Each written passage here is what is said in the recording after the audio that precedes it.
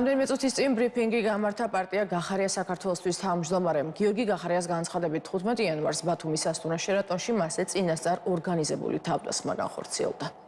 ამ წლის 15 იანვარს განხორციელდა წინასწარ ორგანიზებული, წინასწარ დაგეგმილი ძალადობრივი თავდასხმა ჩასაფრებით ჩემზე და ფაქტობრივად ჩემს გუნდზეც, ჩვენს გუნდზეც, რომლის დამკვეთი და რომელსაც ჰქონდა პოლიტიკური შურისძიების სახე და ამ შურისძიების ავტორი და დამკვეთი გახდათ ბიძინა ივანიშვილი.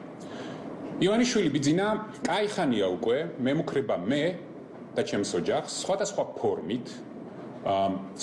ფორმით მათ შორის საჯაროდაც ეს ბევრს ნანახი გაქვთ. ყველას კარგად უნდა გვესმოდეს, რომ დღეს ივანიშვილისთვის, რომელსაც მძევლად ყავს აყვანილი ქვეყანა, მთავარი ფასეულობა გახლავთ ფული და ძალაუფლება და ჩვენ ყველაფერი უნდა გავაკეთოთ იმისთვის ერთად, რომ მან დაკარგოს ფულიც და დაკარგოს ძალაუფლებაც. როდესაც დავბრუნდი სასტუმრო შერატონში, უკვე იქ დამხვდა შესასვლელშივე დამხვდა რამოდენიმე ჯგუფად დაყოფილი, რამოდენიმე ჯგუფი ადამიანების, რომლებიც შესული არ ვიყავი, უკვე ილანძღებოდნენ, იგინებოდნენ. მას შემდგომ რაც მე ვახდინე რეაქცია და მე ამას არ უარყოფ, ქაღალდის ჭიქით დარჩენილი ყავით გავუმასპინძლდი, ასე რომ ვთქვათ.